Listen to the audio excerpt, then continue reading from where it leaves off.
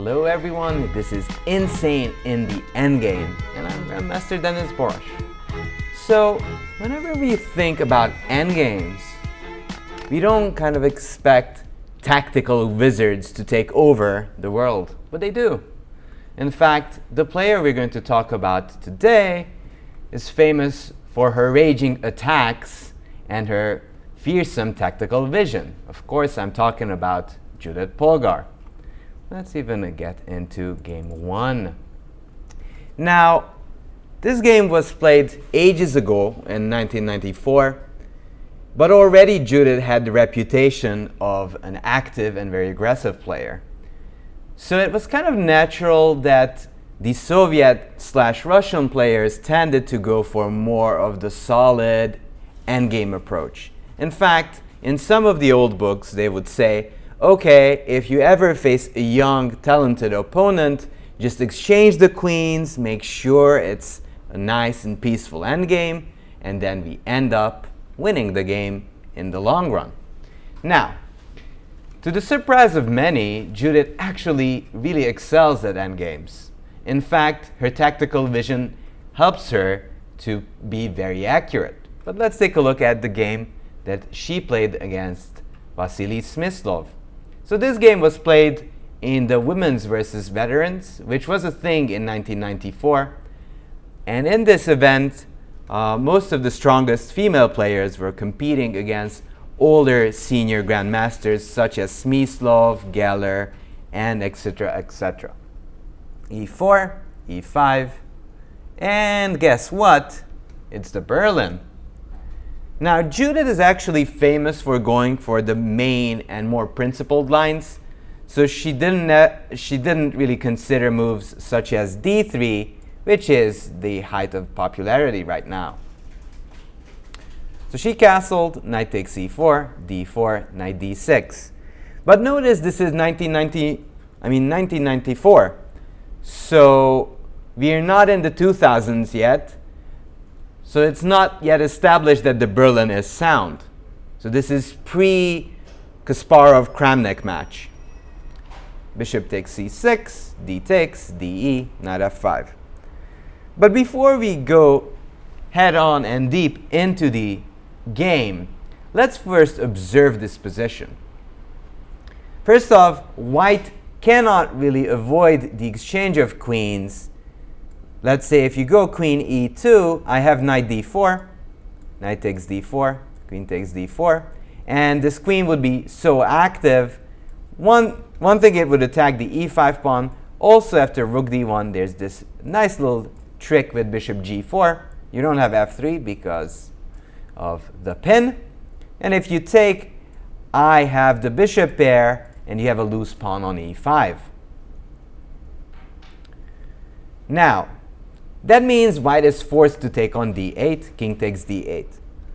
So if we observe this position, one of the things that comes to mind that what is that e5 pawn doing there? Well, for one, it actually takes away lots of space from black. It's taking away important squares on d6 and f6.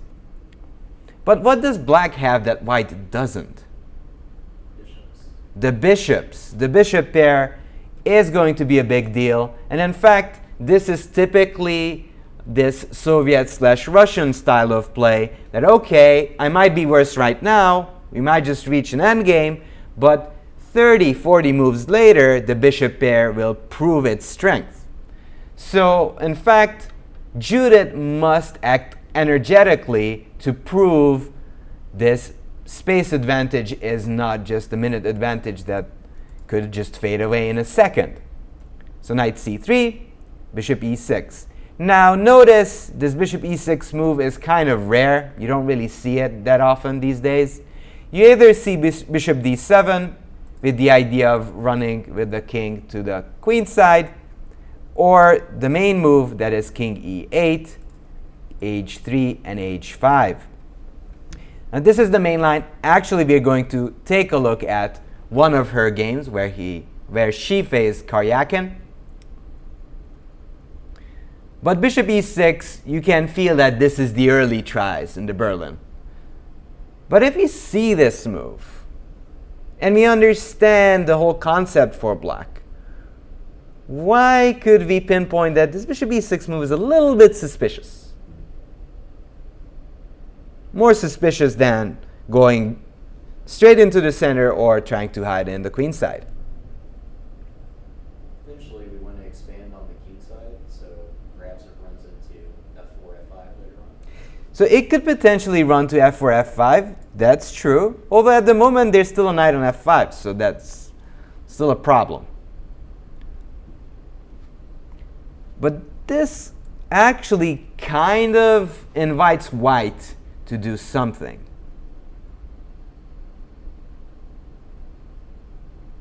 And if we already decided what is the potential advantages of black's position, we might notice the next move.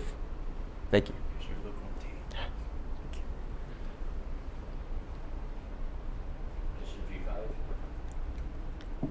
Bishop g5. And if I move my king away,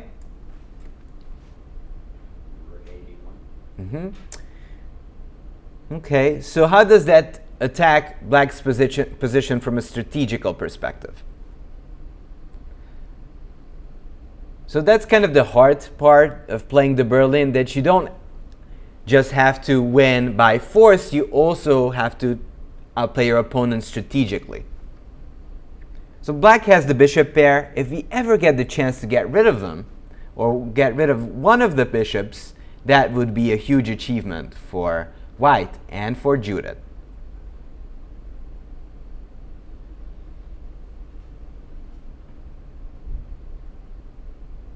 So the problem is it allows knight g5. The problem, it allows knight g5. And if you move here, then your bishop is going to be chased and harassed. So if you go c4, I check you. You go here, I go b3. And then this bishop will eventually have to move to a6, where it is pretty awkward. So Smyslov decides to play king e8.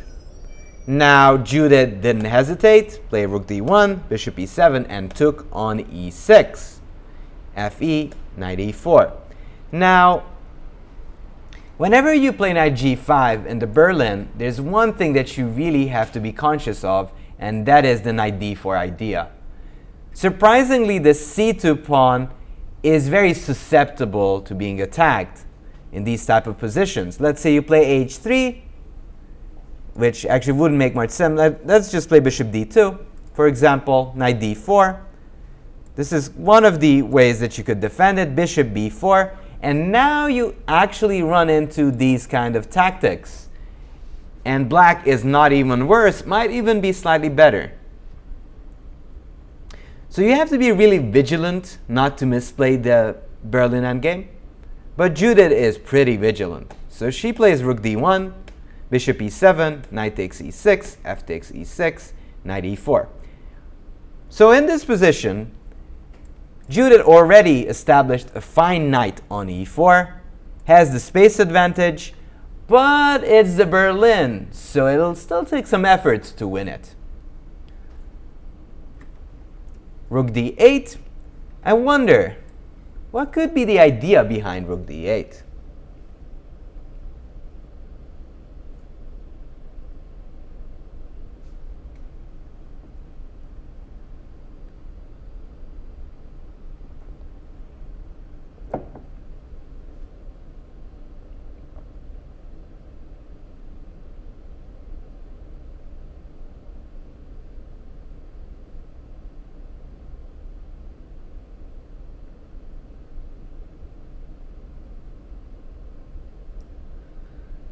So obviously black has a little less space, correct?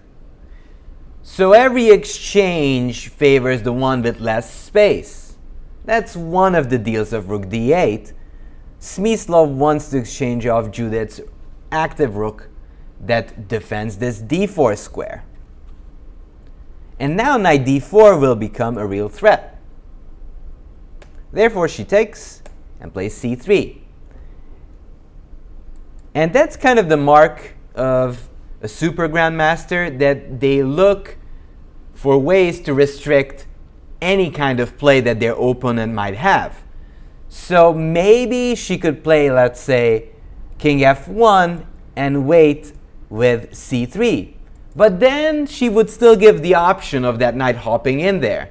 But she wants to make sure that Smyslov doesn't have any counterplay from the get-go. That's the sign of a good player. c3. Also, c3 prepares an idea. What could that be?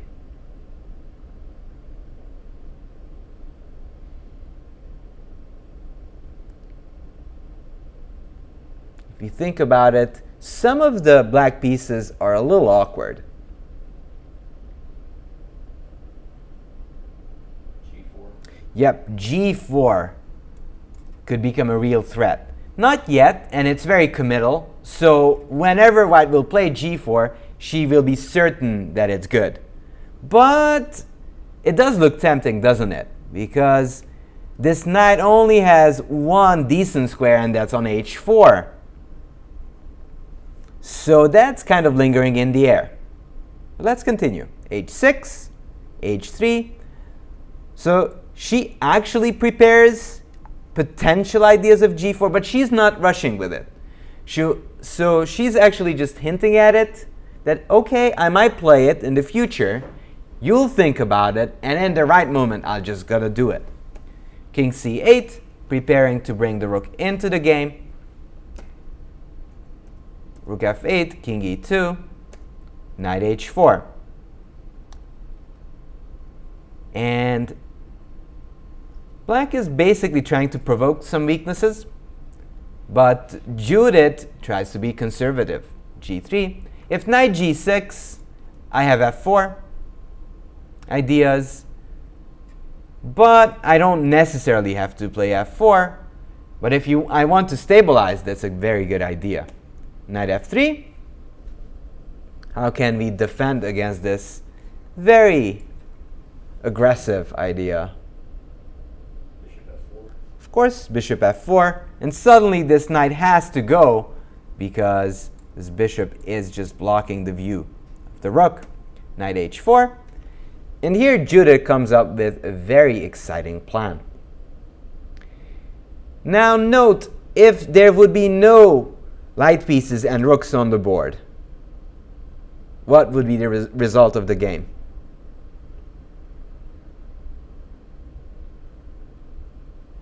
So if we would just get all of our pieces off the board,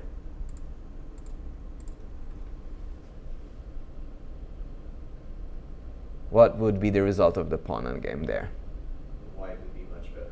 Yeah, white would be on the verge of winning because we have an extra pawn on the king side and should be just a clear win.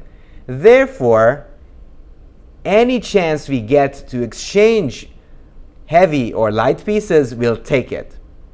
So Judit is going to go for that.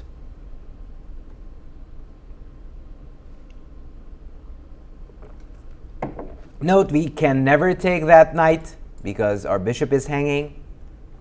And if we would take on h6, then black would capture back, and then that e5 pawn becomes extremely weak. So in fact, that bishop on f4 is fairly useful. So we have to be very specific in ways we might want to use it.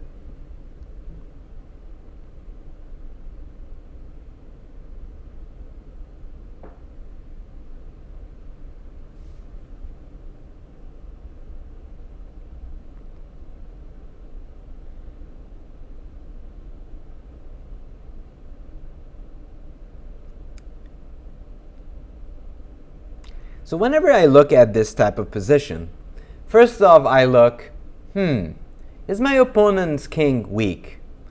Not really. But then where can I find a target? And that's a big question. If I can find a target in black's position, it's much easier to come up with a constructive plan. So she played bishop e3. Knight g6, knight f3. I mean, knight g6, the same thing. She could go f4 or play the move that she played here. So if we notice that this e6 pawn is the culprit, and we need to get rid of it, How can we get close to that pawn? Knight c5. Knight c5. But then probably I could take and go rook f7, and then you still have to deal with this knight.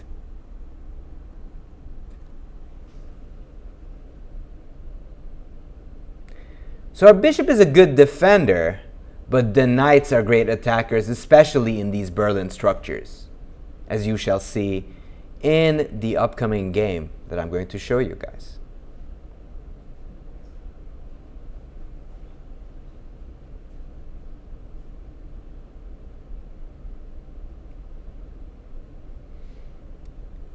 So she played bishop c5. As she no longer decides to defend that e5 pawn, she decides to exchange this defender for another defender so she can attack with the knight, with the remaining knight. And this will be the killer beast of the game. Knight takes e5, knight takes e6. And this is again precisely calculated by Judit, as there's no rook e8 here, as that would run into knight takes g7. Here takes, again, you'd hope that you would get some checks in, but I have another attack on the rook, and then I can swiftly hide with my king. So everything is working perfectly so far for Judit. Rook g8 was played. Smyslov is conservative and plans to invade with the king.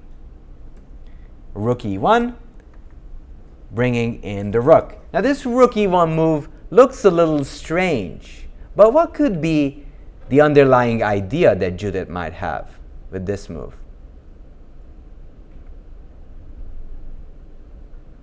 In fact, rook e1 is anticipating something. King d7. Yeah. King takes e6. King f2. Exactly. So she's anticipating black to attack the knight, but then she has a very nice little tactical idea in mind. f4, king d7, b3, stopping any jumps, and after king takes e6, king f2. And again, who said that tactics don't matter in endgames? And that was kind of big foresight from Judit, because at first look, rook e1 looks strange, right? It doesn't look like the most natural move. You might consider rook d1, let's say here, but then that could run into tricks like knight c4, hitting the pawn, and when you would push b3, I could go rook e8, leading to roughly even endgame. Or it could even get worse, because sometimes these pawns do get weak. But rook e1 kind of anticipates that the action is mostly going to be on the e-file and nowhere else. b6, f4, and b3. In fact, b3 is also a very nice little move, not worrying that much about the knight, and would only move the knight whenever the e5 pony retreats. King takes e6, king f2, rook d8 takes, king f6, king e2. All right, so the first part of the endgame is done. How would we summarize what happened here? Is white better? Is white winning?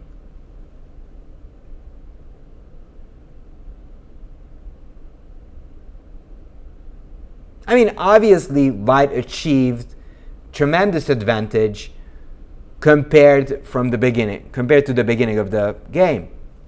White has an extra pawn on the king side, and black did not manage to come up with any plans on the queen side as of yet. What else? What else give us some hope for white? So we have a better pawn structure. We have an extra pawn on the king side. But what else do we have that black doesn't really have?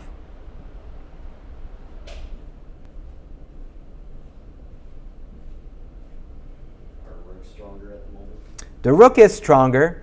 It's in the center, way more active. Also, we took away all the entry squares from this rook. But what can we say about the kings?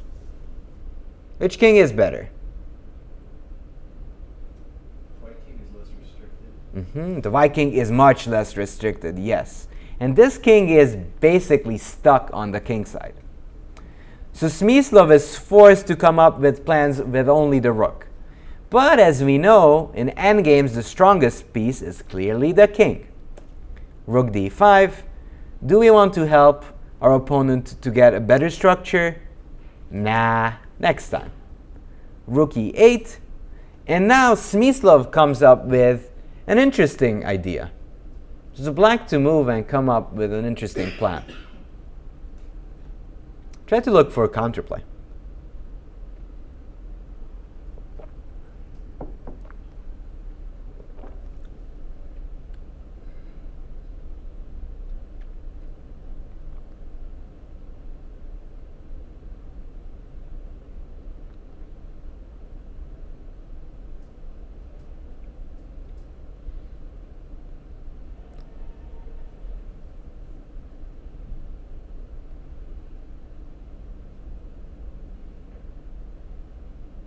So definitely we should be seeking play on the queen side.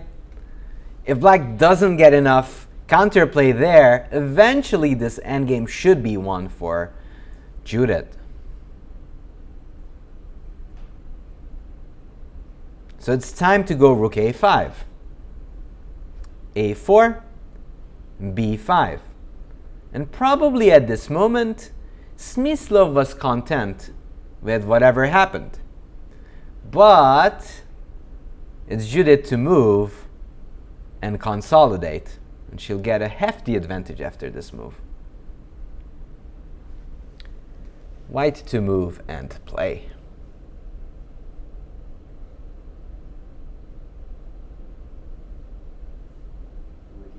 Rook e5. And that's kind of a move that is easy to miss. You kind of expect Judit to go hunt for pawns with rook e8, c8, but suddenly the rook returns and you cannot move your rook anymore. And if you just wait, I'll just walk up with my king and say bye-bye to your rook. Could even go d4, c5 maybe later,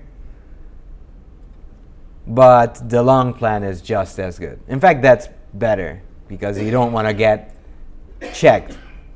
So Smyslov panicked and played rook a6, a takes b5, rook a3, rook c5. Now, this is the technical part, and Judit actually, as she's naturally a tactical player, she looks for concrete solutions, and that's very important. And that might sound surprising, but in fact, in endgames, one of the most important things is to be accurate. And if you're a good calculator, that does count in the end of the game. So c takes b5, rook takes b5, a5. Now, we're up a pawn. We're happy for that. But the question is how to convert. And just a little bit of a hint, we can't really win 3 against 2 on the same side. So we need to come up with a constructive plan here to actually convert this winning endgame.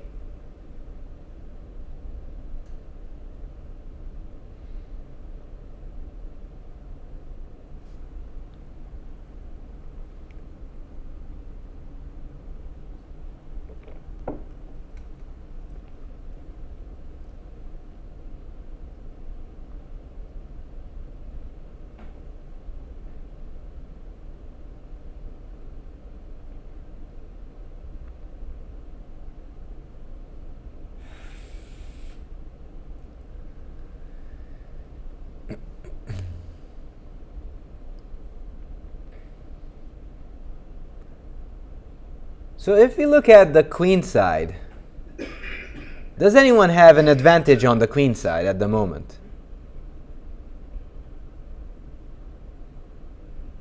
Not really. It's a balanced fight right there. But we want to make it uneven. We want to win this battle on the queen side. So we should go king d3.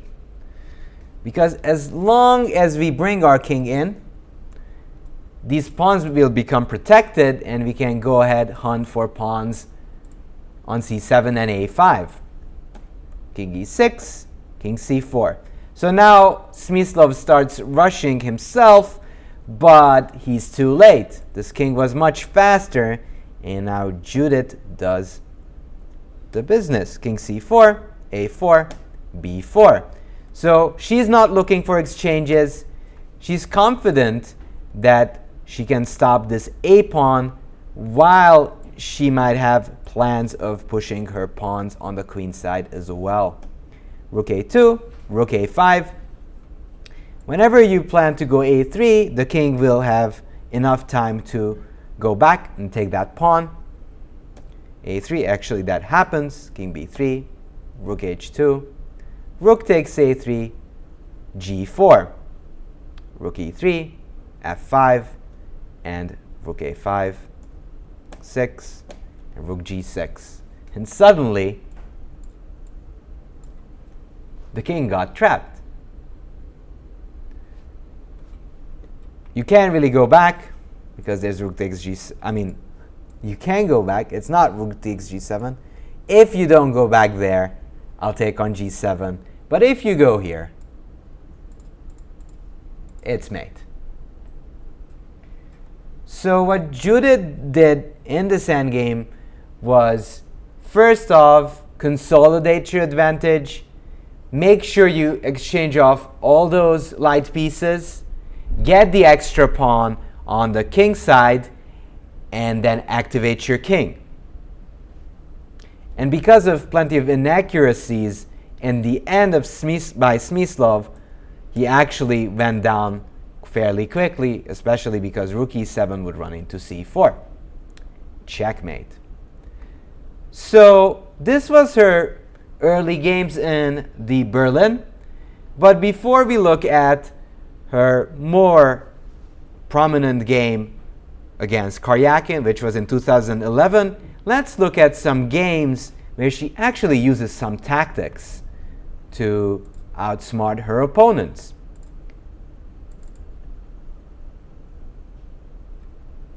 So this was Najdorf, in fact, Sveshnikov, that is, excuse me, queen b7. And seemingly, black is going to have enough pressure on the d5 pawn. You can't really go rook d1 because the b2 pawn is falling. So Judit decides to play knight a3. She decides to give the pawn back. Queen takes d5, takes, knight c4. And at the moment, she's attacking two pawns. But Edouard comes up with this interesting idea, rook b8. And now it's Judit to move and take advantage of the situation. So we just entered the endgame. We joined the fight on move 22. At the moment, it does seem that Edouard has a control of the situation, but you'll see how Judit outsmarts him in the long run.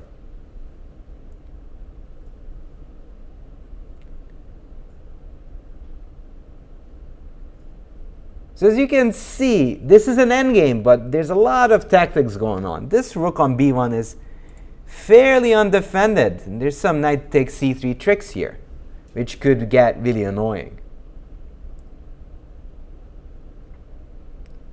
So Judit will have to figure out a way to get out of trouble, or at least move out of that trick.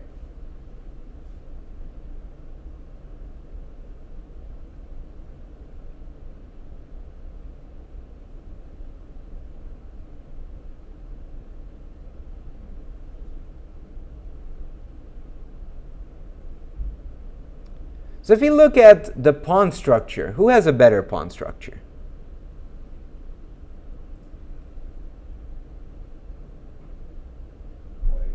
White definitely has a more intact structure. Black has many pawn islands. Actually, 3. And on the contrary, Judit only has 2, which is a positive. That means if Judit manages to reorganize her pieces, she will get the advantage. But for that, we need to come up with moves which is defensive in nature, but actually will stabilize the situation for white. So the next move is a very nice stabilizing move.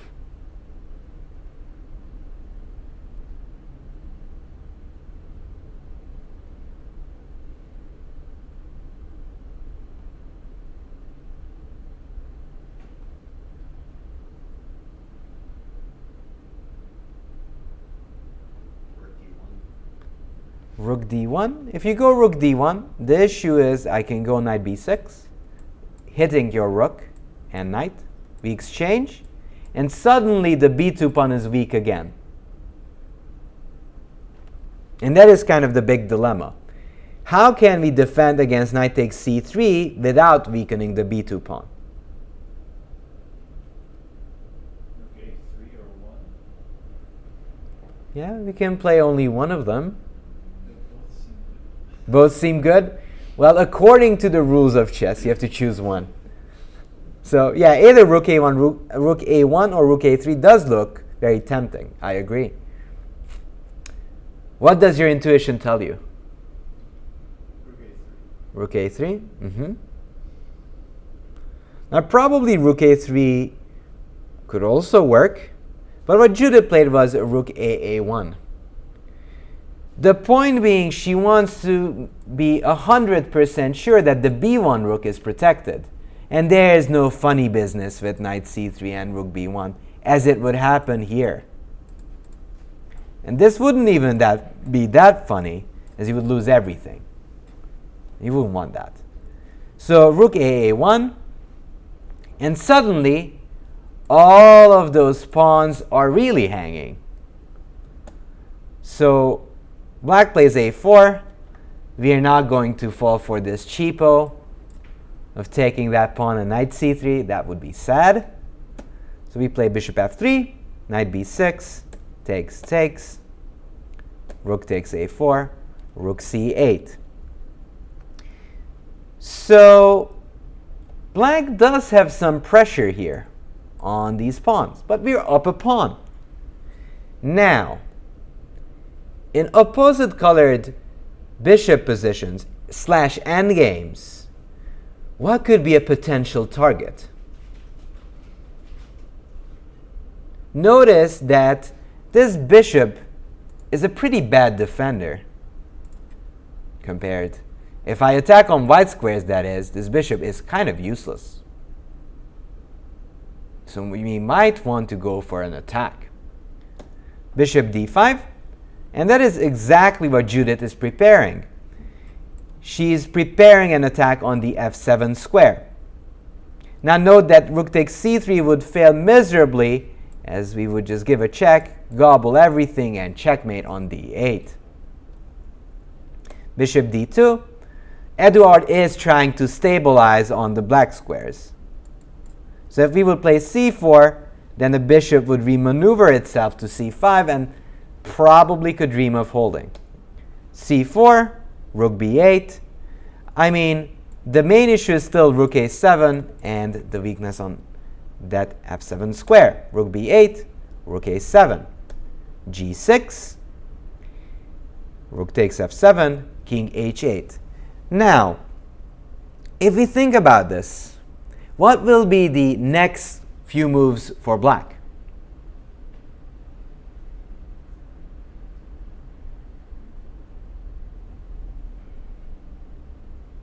Black is at the moment down 2 pawns. That's no good. You have to win one pawn back. So probably black is going to take on b2. And that means that white has 1 or 2 extra moves to make. So we got to make it good.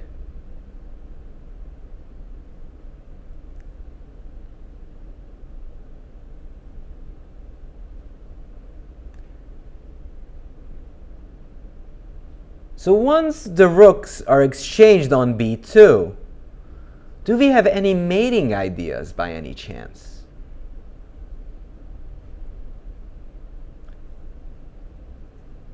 Well, then the plan would be is to build a mating net around the black king.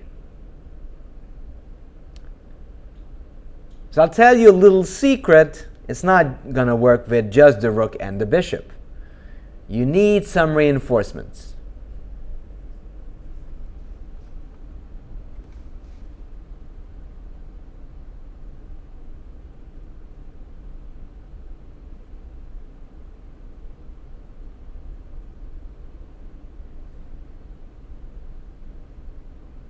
So the rook a1, rook takes b2, g3.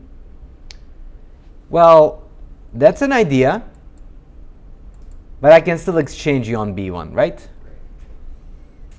And your g3 move is a little bit too conservative. I'm not sure it helps you in mating the black king. So you have to find a little bit more aggressive, more inspired move. And actually, Judith's move is pretty nice.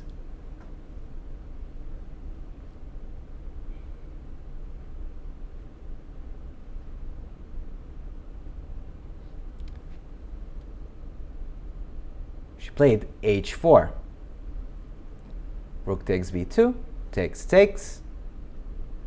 And what mating concept was Judith coming up here? Why did she play h4? To play g4, g5. Exactly. To set up this mating idea of g4, g5 and checkmate on g8. And you might think that endgames are dry and boring, but sometimes you can checkmate people there as well. g4, exclam, g5 is coming, rook g8, g5. And suddenly, black is doomed to wait. And if he doesn't, then he'll run into trouble, as we shall see. Rook d8, king g2. Now, white has many plans, but one of them is to walk the king up and play h5, and then have a target on h7. h6, so therefore Edouard panicked a little bit and played h6 himself. But this runs into a beautiful idea. White to move and play.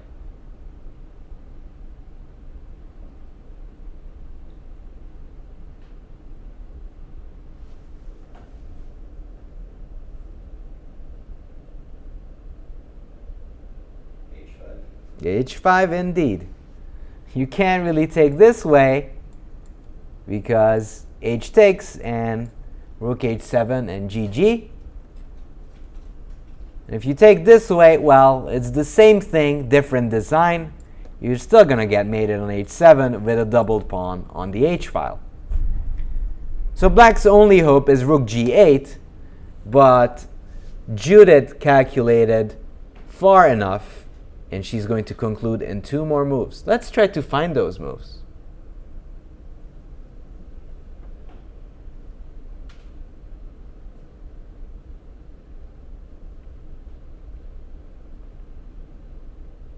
So as you can see, this rook is kind of stuck there.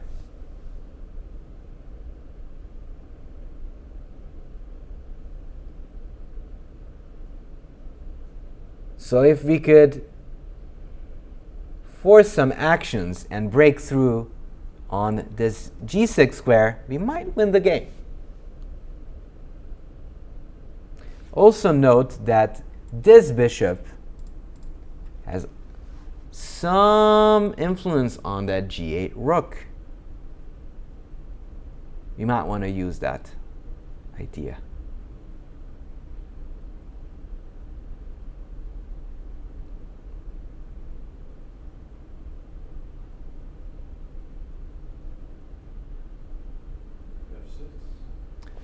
Rook f6, and if I take the pawn on g5,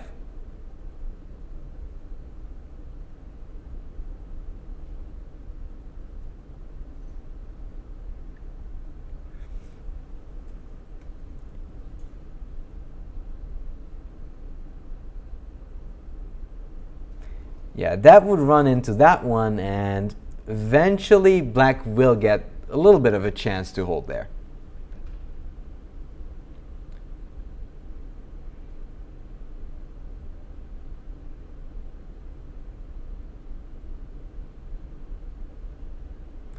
So white played rook d7.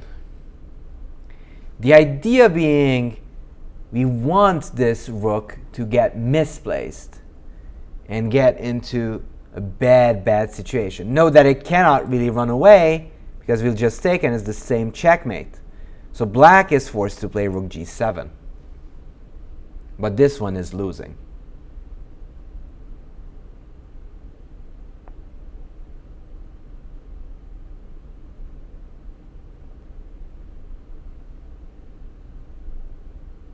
After Judith's next move, Edouard resigned.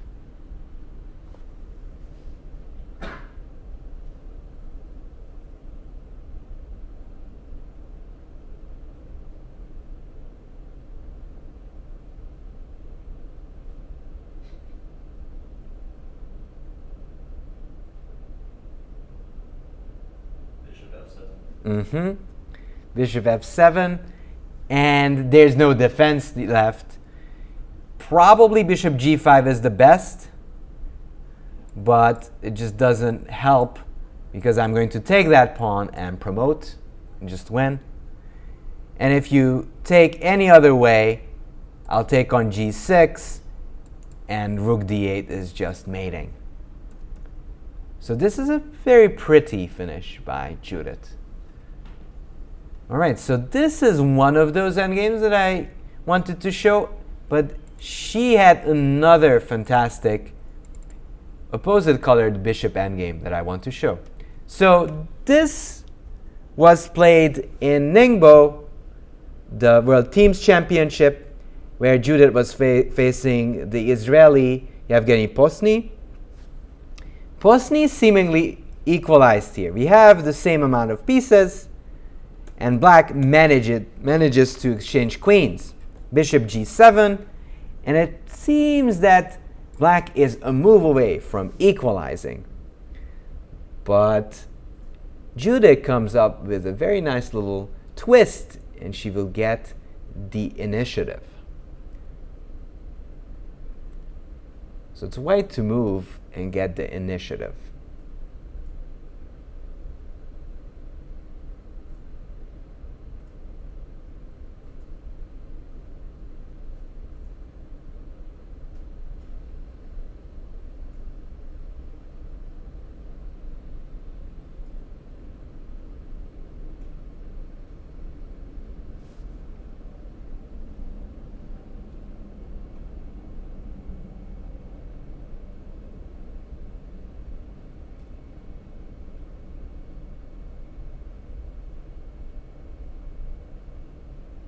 So definitely we want to take the pawn, because what else? Bishop takes e5, and here comes the big question. There's a lot of things going on here.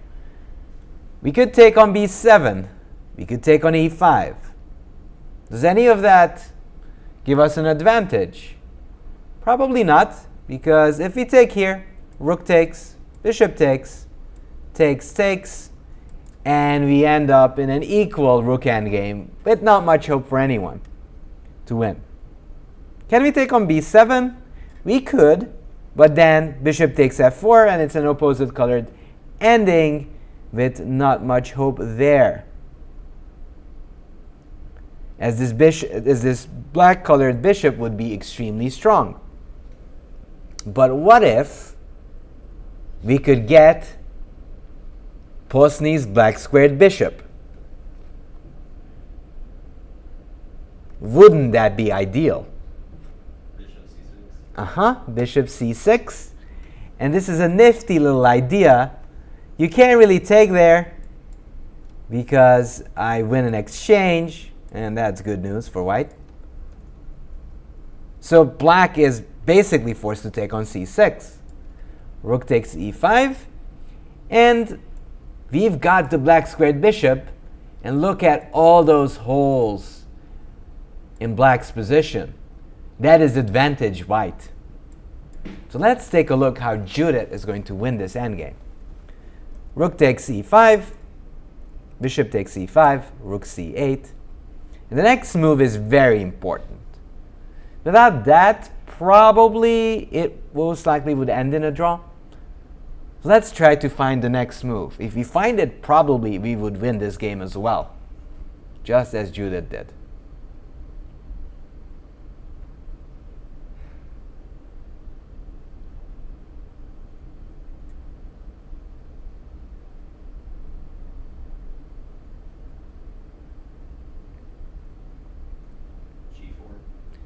G4.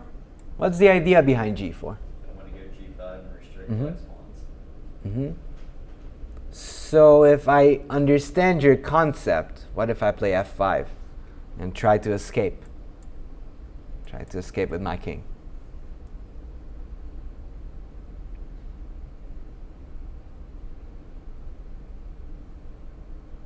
And my bind doesn't work. No, I mean, G4 is a very interesting idea, but you might need to be a little bit more precise. I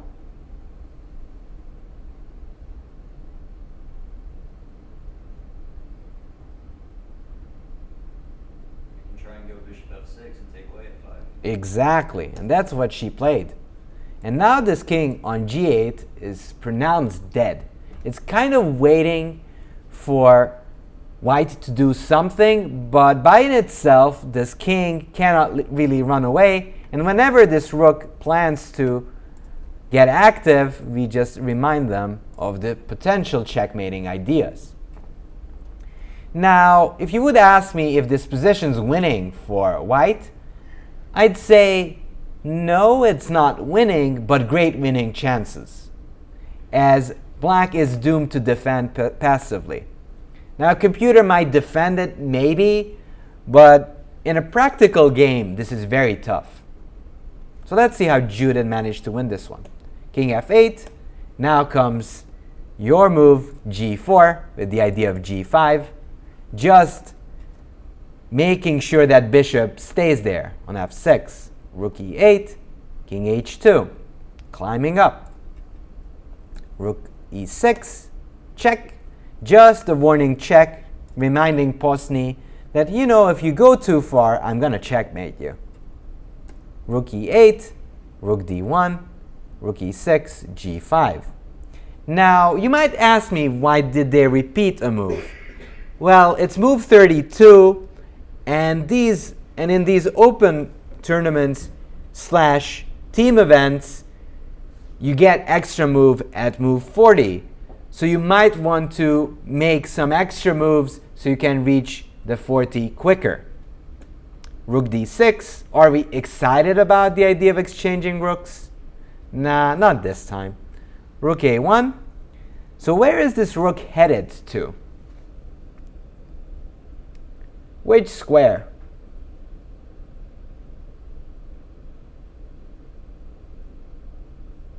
A7. A7. We're trying to infiltrate on the dark squares. Rook d2, rook a7. Not worrying about that f2 pawn. If you would take, go here, rook somewhere here, rook takes c7. You must stay here on e8, which is very awkward. If you go bishop d5, you have to contend with potential tricks, because if I check rook e8, you still have one square, but it's getting really scary right now. Also, I can just go c4 and create a passed pawn, and probably Postny wanted to avoid this. So, okay, actually he took. Okay, it's my bad. Rook e2, rook takes c6. He actually played rook e6, and we're reaching this endgame. And Judit manages to get the c pawn active. h4, rook b8, just making sure that there is no funny business on the b file. Rook e1, c4, takes. Now the big question is, how can we proceed?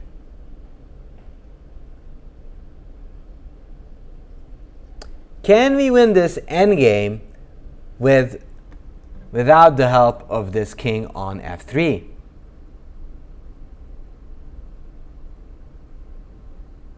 Not really. We need the help of the king. And that's something to remember from these endgames. You always need the help of the king. Rook e6, c5, rook c6, bishop e5. And again, tactics. You can't take because bishop d6 check. Rook e6, king e4. So in fact, bishop e5 is more of like a defensive idea, as Judit is just using it as a bridge. She's crossing using the bishop on e5. King e5, and this king is coming to d5. King e7, check, king d4. Now obviously king d5 would be a terrible mistake because of bishop c6, losing the rook. King d4, bishop d7, rook a7. In fact, preparing a future invasion of king d5. King c8.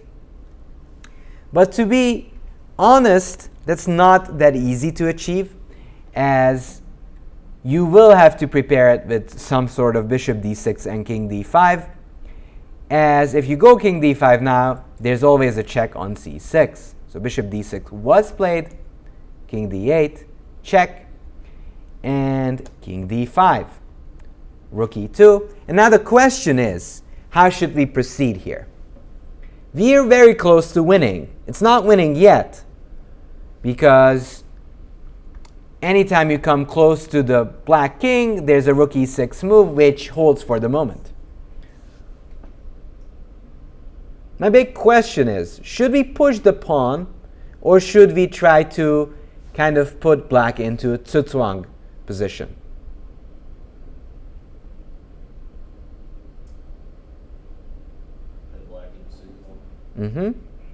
Why put black in a tsutswang? Why not just try to win with c6? It's a very committal move, and we take c6 away from the king. Indeed, c6 would be extremely committal and would take away this very nice square from the white king.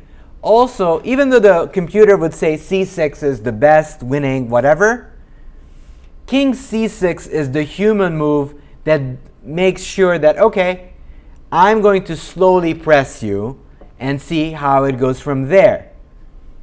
If you go c6, if it's bad, you could just throw away the advantage. So I assume that Judit Polgar decided to play king c6 on these terms, that she's sure that she has the advantage and she doesn't feel the need to commit with c6 just yet. King c6, and also bishop c7 is a big threat. Planning to win that bishop. Rook e6, rook a7. Plan tsutswang. Putting pressure on that pawn. Also, this bishop is basically stalemated. You can't make any moves on any of these squares. f6, gf, rook f6. We're still pinned, so no such thing as bishop e7. Rook h7. And this is typical prophylaxis. She's anticipating g5 ideas and trying to create counterplay. She makes sure that she has her rook behind this potential passer. Rook e6, rook g7. As the rook moves, she attacks the g6 pawn. Bishop a6, king d5, rook e2, and now she decides it's time. She in fact activated her rook from a8, brought it to the 7th rank, and she felt that combining the mating threats, she is just ready to push the pawn.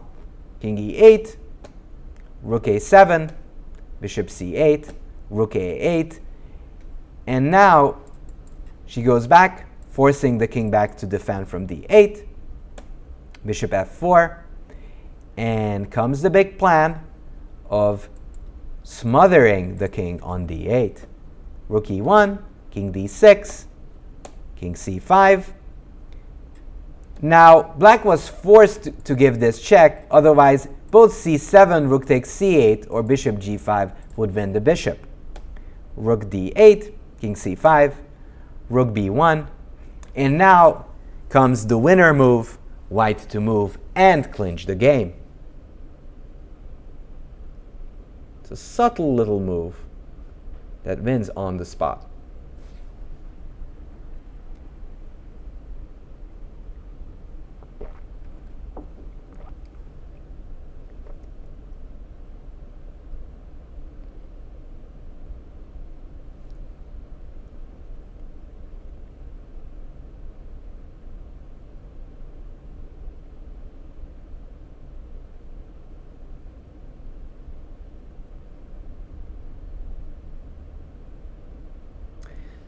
So our goal is to separate this needy king that is just so attached to that bishop on c8. If we could do that, it's game over.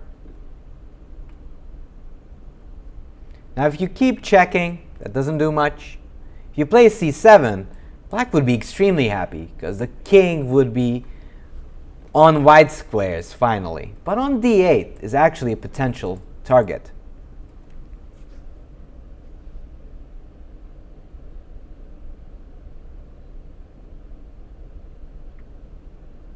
So if you can succeed with checks on the king side, where else could you look for the solution?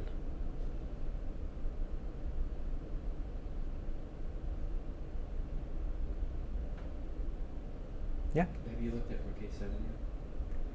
Rook A7? Yeah, that was suggested. Rook A7, we haven't looked at it yet, but it doesn't really help us in the goal of taking the c8 bishop.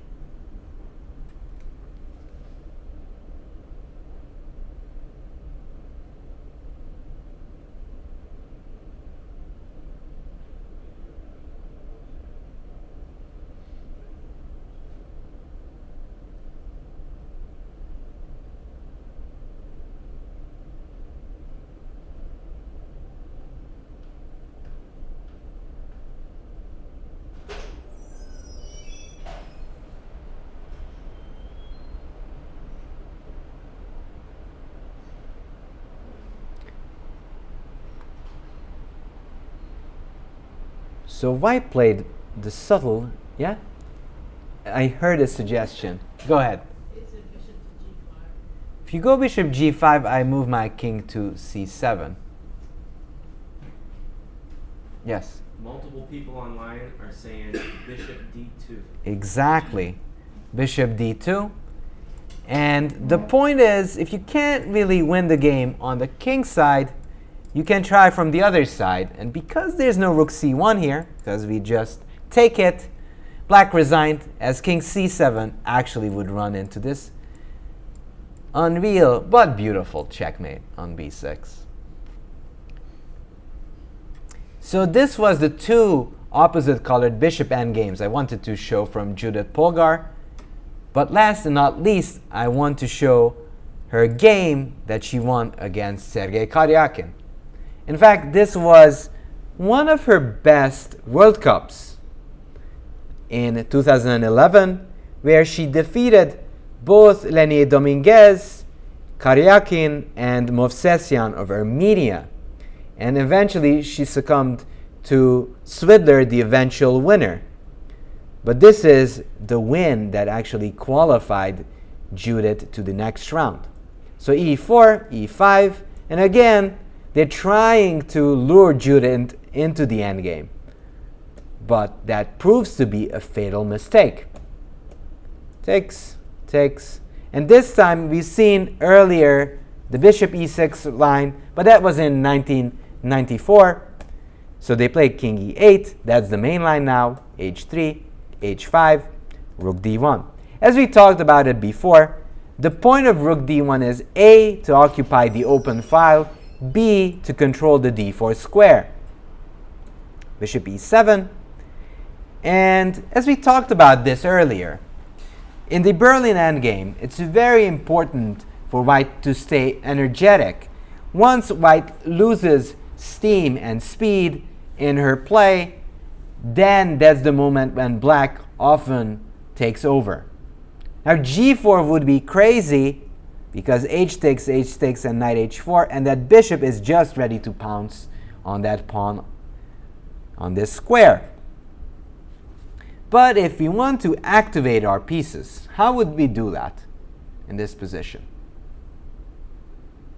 If we follow the age-old principles of chess.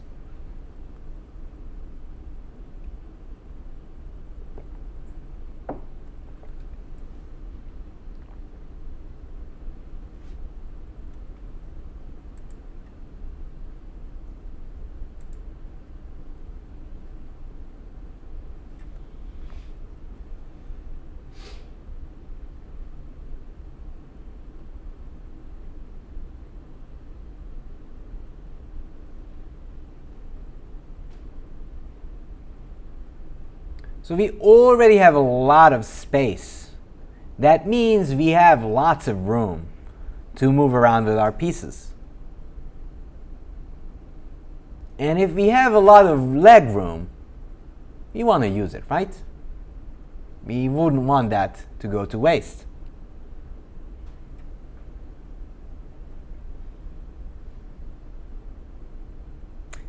So here Judit played knight e4. Just taking that good old central square, which was just right there to grab.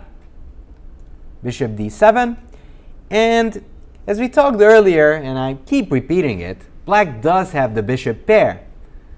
And probably Judit and no white player is too happy about that fact. So if we know that, can we guess her next move?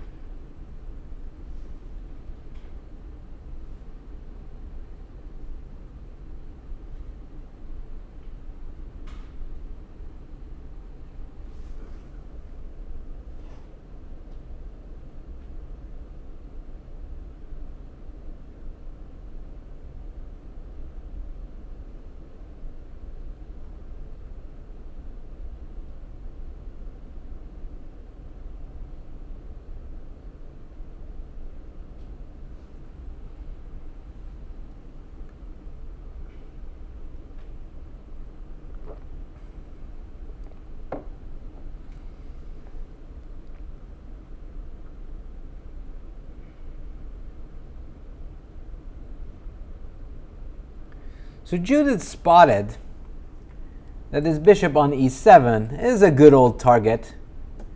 So she played bishop g5 and planned to get rid of that bishop. Now, she's not forcing that yet, but she wouldn't object either. If bishop takes g5, knight takes g5 would happen, white would be content. Also, note that sometimes there are little tactics right there, even in the endgame. If, let's say, rook h5, boom! You take, I'll take your bishop, and again, I would gobble up all the queenside pawns and be happy. But obviously, Karjakin, excuse me, is a good old classical player, doesn't fall for tricks, plays rook d8.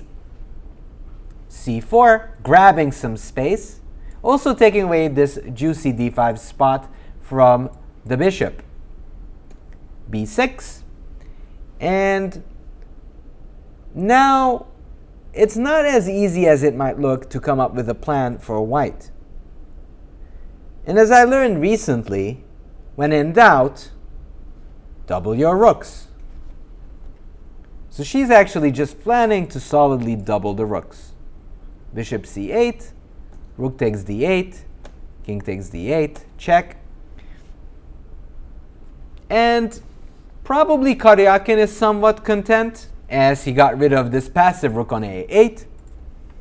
But white could be also content because she has an active rook on the d5, while this rook on h8 is kind of awful. So here, as we've seen, the e7 and g5 bishops are flirting with each other. The question is, will anything really happen? Probably not. Because if we see these pawns, they're all on the dark squares. So Judit decides to refrain from exchanging. c5 And here comes Judit's idea. White to move and play. And probably this bishop f4 surprised Karjakin. Probably he was expecting some exchanges on e7, which would have eased the tension. But Judit was going for more.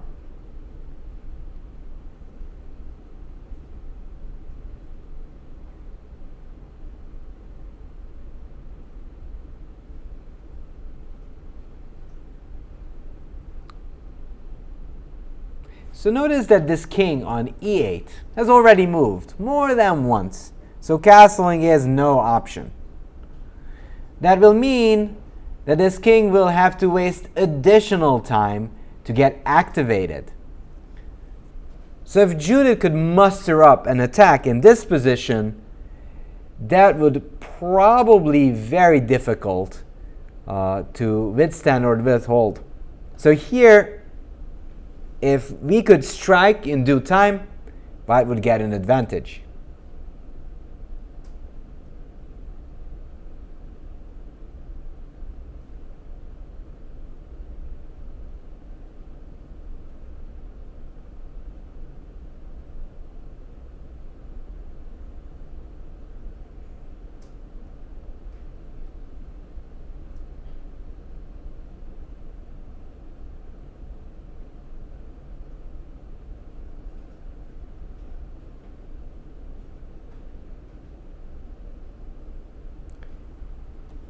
And it's e6. Activate your bishops at all costs. Sometimes even White gives up the pawn just to activate her pieces. Now, this bishop will be extremely powerful as all of these pawns are on black squares. That's why you're trying to put your pawns on the opposite color of the bishop that your opponent has. So bishop takes e6, bishop takes c7, and again, as I talked before, this king has already moved, so it'll take some additional time to activate itself. So f6 is played, but this runs into a very thematic way of winning a pawn. That's bishop b8, and the bishop is just going to fish for pawns. a6, bishop a7, bishop d8, and probably Karjakin was content here as this pawn is well defended by the bishop. You can't enter through the d6 square. Knight d6 takes doesn't really work. If you go here, I take you here, king e7, and the king d7 would even trap the rook. So White had to change his plans. Yes. Rook takes d8 be considered? Rook takes d8 definitely could be considered. And probably knowing Judit, she considered it. And would get two pawns and a piece. Probably good compensation for White. But it's a little bit double-edged. Black does get rook for those pieces. Now, I think Judit realized that, okay, I don't have to sacrifice. I can just go and play knight c3. Plan is to go knight c3, knight a4, and suddenly you don't have enough defenders. Also, this bishop is overloaded. If this bishop would go to d7, stopping, then the d5 square would be vacant for this knight. And now it's over, because I'm just going to take the pawn, and it's game over. So Karjakin plays king f7, but there's knight a4, b5, knight takes c5, bishop c8. And again, here comes the technical phase. Judit is up a pawn, but black still has some counterplay. So obviously our advantage is on the queen side. What should we do if we have the advantage on the queen side?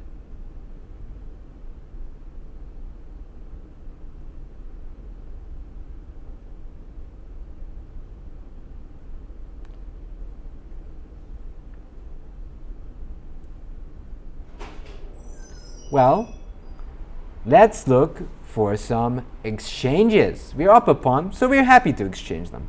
C takes, A takes, A4.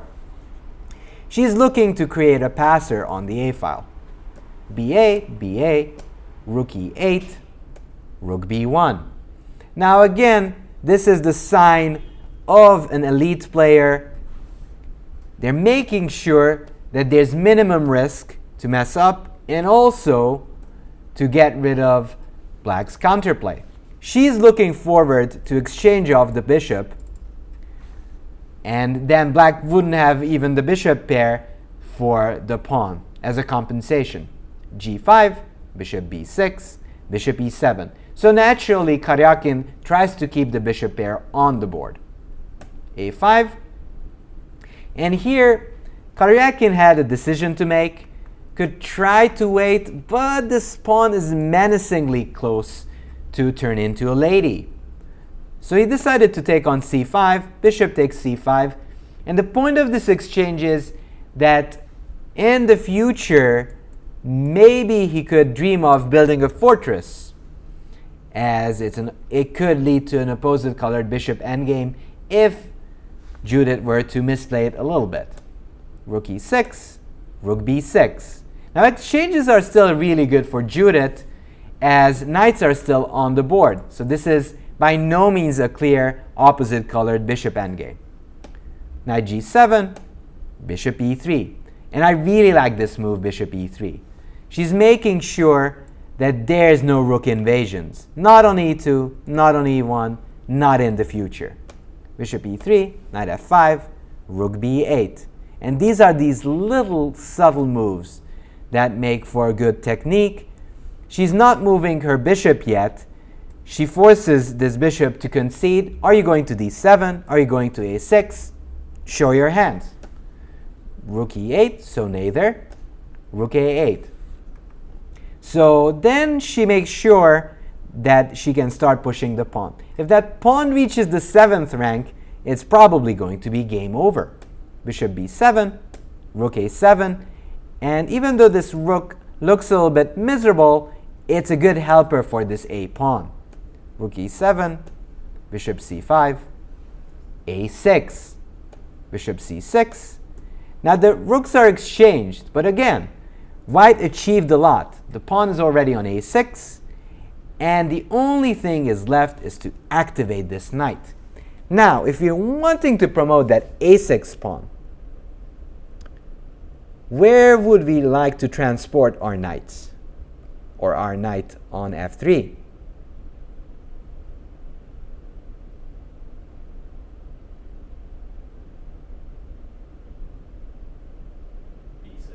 b6.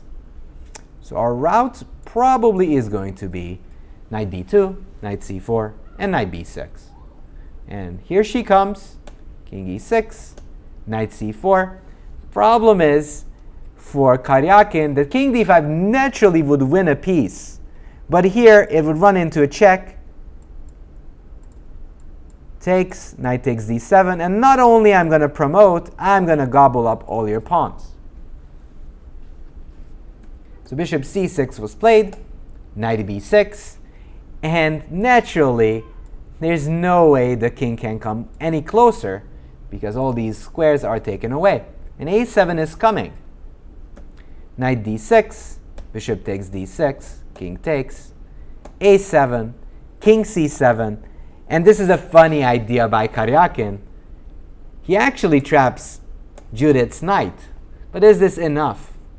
Nah, it's not, because f4 is coming, and Karjakin resigned because even though he picks up the knight, the king will walk up and pick up all the pieces right there. So just takes, and the king just walks up and collects all of the pawns and collects the game. And this was Judit's big win against Sergey Karjakin, the challenger who faced Carlsen. And I really hope you enjoyed Judit Polgar's famous and exciting Insane Endgames. Thank you so much for watching.